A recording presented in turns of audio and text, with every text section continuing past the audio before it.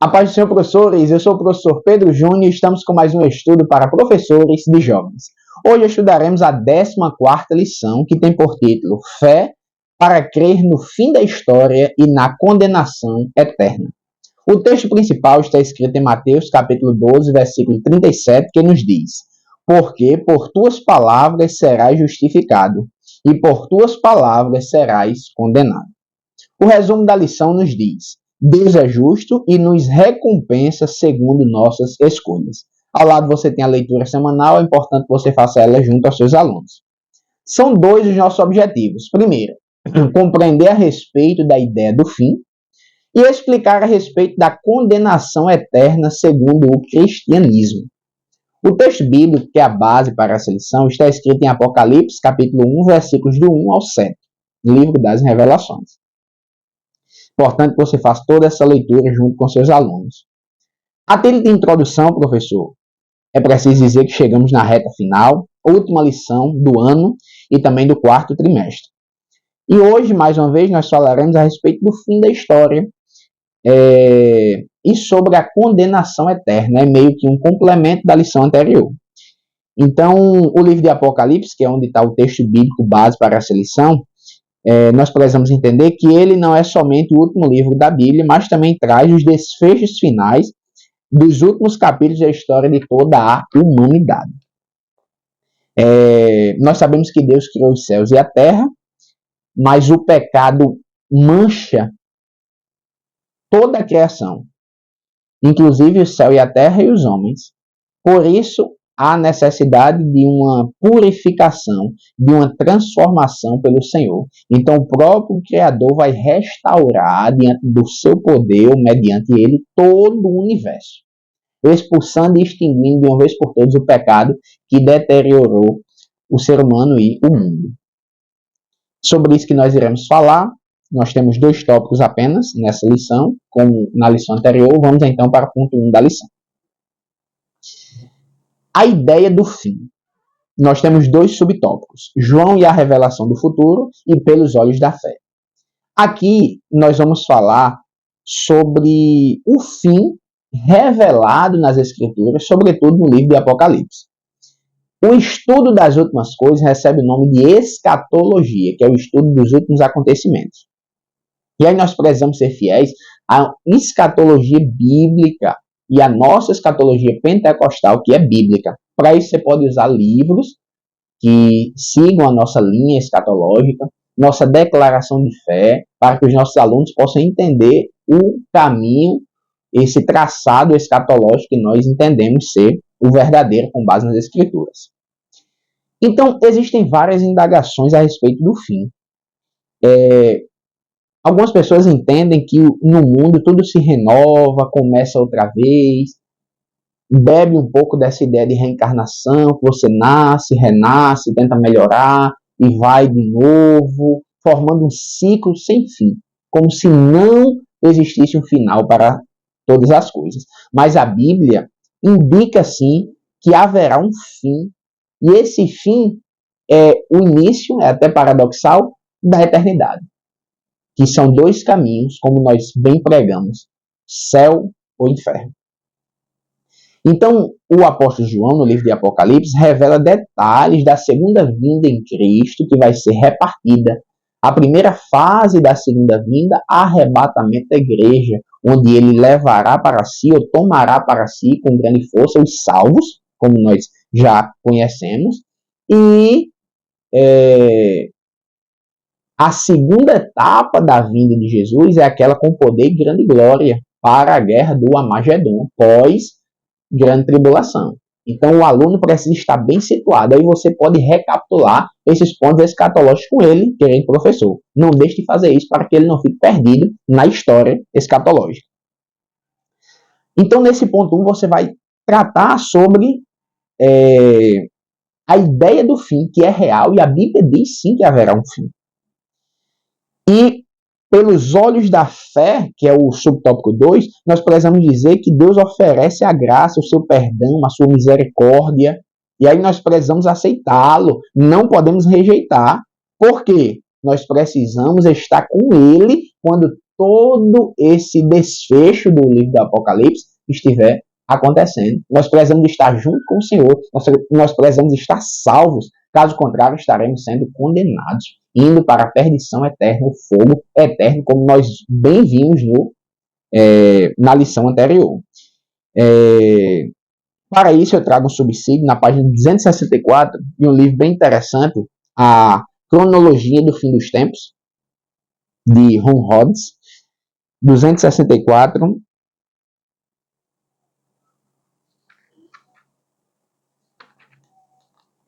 Ele vai falar sobre o novo céu e a nova terra. Eu trago esse subsídio com os textos bíblicos para você dizer que há sim um fim nas Escrituras. E qual é esse fim? O autor diz o seguinte: depois que o universo tiver passado pela purificação através do fogo, e depois de terem sido criados um novo céu e uma nova terra, todas as marcas da maldição e da presença do diabo estarão total e permanentemente removidos da criação. E ele traz uma citação de Albert Barnes, que diz assim: não haverá mais nenhuma maldição pesando sobre a terra, e ela não mais produzirá espinhos e cardos, que foi por causa do pecado adâmico.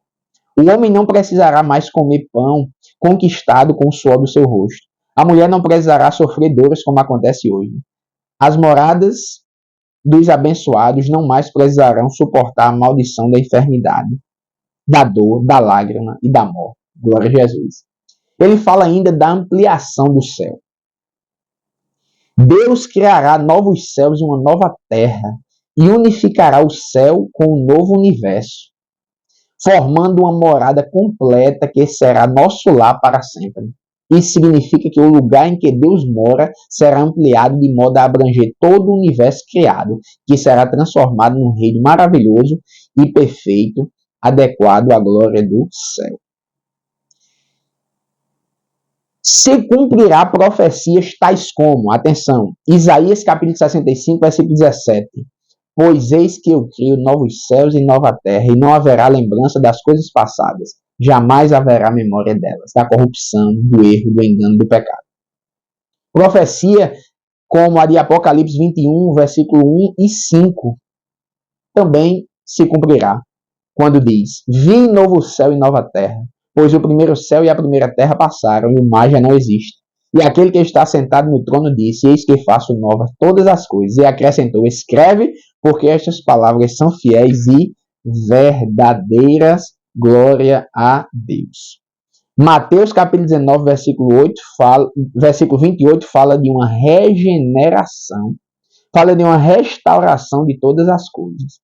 Então o céu e a terra serão renascidos, gloriosos, eternos e livres da maldição do pecado. Então sim, existe um fim. Deus transformará todo este mundo aqui, banirá para sempre o pecado, nós estaremos para sempre com o Senhor, no novo céu e na nova terra. E os ímpios, junto com Satanás, besta, falso profeta, eles estarão no lago de fogo, que também é eterno, em sofrimento eterno, como vimos na lição anterior. Então são esses pontos que nós precisamos falar para os nossos alunos, afirmar, dizer que haverá o fim. Aproveite para sondar a compreensão deles sobre esse assunto e afirme, há um fim, é bíblico, e leia com ele esses trechos que nós citamos aqui do Apocalipse. Algo mais que vocês queiram adicionar, mas é importante que nós entendamos isso, que esse capítulo do Apocalipse mostra o final das coisas. Sim, haverá um fim. Tudo isso passará e nós estaremos para sempre com o Senhor. Vamos então para o segundo ponto da lição.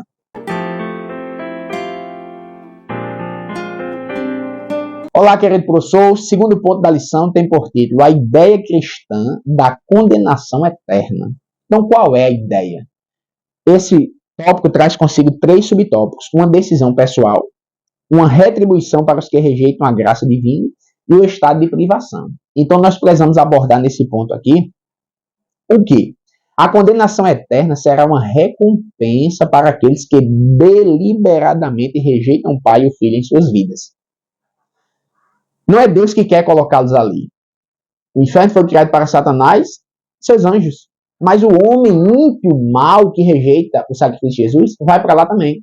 Não porque Deus queira, mas porque ele se nega a receber a tão grande salvação e graça. Para isso eu trago um subsídio. na Declaração de Fé, página 111, sobre a natureza da salvação. Olha que interessante.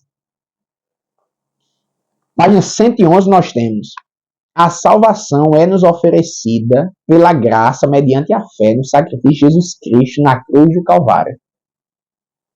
Ela é eterna, completa e eficaz. A salvação de Jesus Cristo não é um mero assentimento intelectual, e sim um renascimento espiritual que se dá na vida do pecador arrependido. A condição é se arrepender, é reconhecer, é aceitá-lo como Salvador.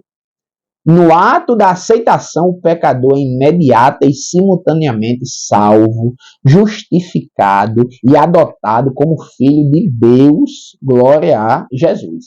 Anote, professor, subsídios bíblicos como: portanto, pode também salvar perfeitamente os que por ele se chegam a Deus, vivendo sempre para interceder por eles. Hebreus capítulo 7, versículo 25. Porque pela graça sois salvos por meio da fé. Isso não vem de vós, é dom de Deus. Efésios 2 e 8. E sendo ele consumado, veio a ser a causa da eterna salvação para todos os que lhe obedecem. Hebreus 5 e 9. Nós estamos recheados de versículos que expressam a vontade de Deus de salvar a humanidade. E já entrando no subtópico 2. 1 Timóteo 2 e 4, nós vemos que o Senhor deseja salvar a todos os homens. Por isso, ele põe à disposição do pecador todos os meios para que este alcance a salvação.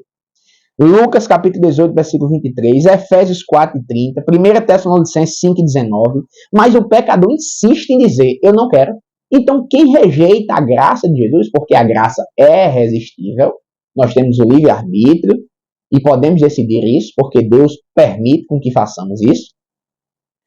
Ele nos ilumina pela sua palavra e nós conseguimos dizer se queremos ou não a salvação. Se aceitamos ou não, por meio da fé, o sacrifício salvífico de Jesus. Então, mostre aos seus alunos que a decisão é pessoal. Deus deseja salvar todos nós. Os versículos que acabei de ler provam isso. Mas o homem se recusa a querer Deus. O homem diz não. Quantas vezes nós fazemos apelo e eles dizem não? Hoje não. Mas, diante de tudo isso, nós precisamos deixar claro: há uma condenação para as pessoas. Há um estado de privação. Aí o comentarista traz Judas, versículo 6, e Mateus, capítulo 8, versículo 12, quando mostram que as trevas significam um estado de privação e aflição. Não é de destruição, porque no sentido de destruir, deixar de existir, isso não é real. Todos nós teremos uma eternidade. Estaremos vivos para sempre. Ou no céu, no gozo eterno, na salvação, ou no inferno. Posteriormente, sendo jogado no lago de fogo, que é a segunda morte, onde aqueles sofrerão para sempre, distante do Senhor. E o inferno só é terrivelmente inferno, algo pavoroso, porque não tem a presença de Deus. Deus não intervém lá. Deus se recolhe. O céu só é céu, só é um grandioso céu, porque tem a presença de Deus lá. E a sua presença invade, permeia, está em todo lugar no céu. Glória a Deus por isso. Então existe um castigo eterno, que é um contraste à vida eterna. Nós vemos isso em Mateus 25, no grande sermão profético, sobretudo no versículo 46. Haverá um julgamento final, e aqui a lição traz essa fala do julgamento, e eu queria trazer outro subsídio para você sobre esses julgamentos. Do pastor Ciro Zibordi, na sua página 103, erros escatológicos que os pregadores devem evitar. É bem interessante esse livro, o pastor é bem humorado, né? Quem conhece ele, segue ele nas redes sociais, sabe? Na página 103, ele intitula uma parte do seu livro como 7 tipos de julgamento. Ele vai falar sobre o julgamento do pecado original, ele vai falar sobre o julgamento dos pecados atuais dos crentes. Aí chega onde nós queremos chegar, no tribunal de Cristo, que é um julgamento apenas para galardão. As obras serão pesadas, medidas, ok, mas não haverá condenação no tribunal de Cristo, que acontece logo após o arrebatamento da igreja, que é a primeira parte da segunda vinda de Jesus. Depois ele fala do julgamento de Israel, que às vezes é confundido isso daqui. Vai acontecer depois do período tribulacional, quando Jesus vem junto com a sua igreja, com poder e grande glória para a batalha do Armagedon. E aí Deus julgará Israel e posteriormente as nações. O critério do julgamento das nações, por exemplo, será o comportamento deles em relação a Israel, quando chegou aqui. Como ele tratou os filhos de Deus, nesse sentido. E o julgamento de Israel, os judeus que creram em Jesus e aqueles também que não creram. Posteriormente, o julgamento do diabo, suas hostes. E depois o grande trono branco, que aqui todos os mortos não salvos ressuscitarão. E os vivos, né, daquela ocasião participarão também. Então, o que é que acontece? O trono branco vai ter o juízo final, é o julgamento final, é o último grande julgamento, pelo qual serão condenados, conforme as suas obras, todos aqueles cujos nomes não constarem no livro da vida do Cordeiro. É aqui que muitos naquele dia dirão: Senhor, porventura não temos nós profetizado em teu nome? Não expulsei demônio? No teu nome não fizemos milagres? Então Jesus lhe dirá abertamente: nunca vos conheci. Então é aqui o último julgamento, e este é só para condenação. Quem participar do grande trono branco será condenado. Querido professor, foram esses os nossos subsídios. Na medida do possível, é importante que você faça toda essa recapitulação. Essa lição exige que a gente trabalhe praticamente todos os eventos escatológicos para que o aluno possa compreender em que parte está e não ficar meio que atrapalhado com a sequência escatológica que nós cremos. Agora vamos para o nosso momento EBD.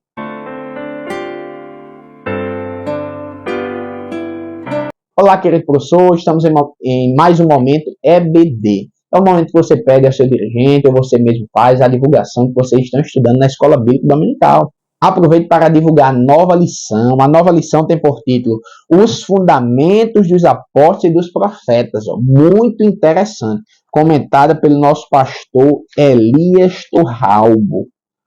Homem de Deus, muito sábio e instruído. É a doutrina bíblica como base para uma caminhada cristã vitoriosa. Faça a propaganda da lição. Tenho certeza que Deus tocará no coração dos jovens. Será uma bênção em nome de Jesus.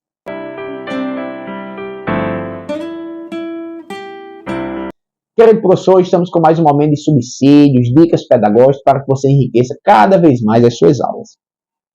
Então, a dica trazida pelo nosso comentarista é para você ler um textinho que ele traz aqui sobre o julgamento dos ímpios ser realizado diante do grande trono branco e o julgamento dos justos ser realizado no tribunal de Cristo. Só que, como eu disse a vocês, existem outros tipos de julgamentos também. Só que o comentarista se detém apenas nesses dois. É importante que você mencione os dois e, para enriquecer a sua aula, cite esses outros julgamentos também, que é bem interessante. Ok? Como dica também, para este dia específico, já estamos no final do ano, as EBDs foram antecipadas, e aí é importante que você faça uma recapitulação total. É aquela aula de meio que despedida da lição, né? Do ano que se finda, e ao mesmo tempo aquela recepção para o ano que vai se iniciar. Então a ideia é você conversar com seus alunos sobre todo o processo de ensino-aprendizagem durante todo esse ano, especificamente também o último trimestre, falar dos pontos positivos, dos negativos, o que pode ser melhorado, quais as opiniões dele para o próximo trimestre. Tenho certeza que será muito interessante. São essas nossas dicas. Lembrando a você de curtir esse vídeo, compartilhar, nos acompanhar. Vamos ao ar toda quarta-feira, salvo algum imprevisto caso aconteça. E queremos divulgar também o estudo para professores de adultos, que é realizado também nas quartas-feiras online, no canal do YouTube da nossa igreja DPB. Não fique de fora. Você conhece algum professor de adulto aí na sua família ou fora dela? Divulgue também esse canal, que vai ser uma bênção de Deus para a vida deles também. Então é isso, professor. Já desejamos um feliz ano novo a cada um. Esperamos que ano que vem possamos estar juntos de novo aqui, estudando juntos a palavra de Deus para a glória do nome dele.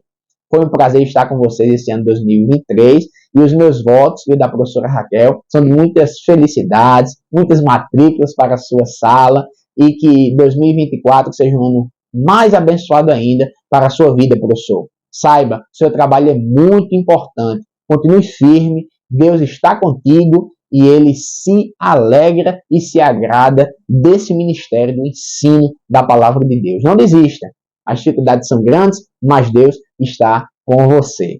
A todos, a paz do Senhor.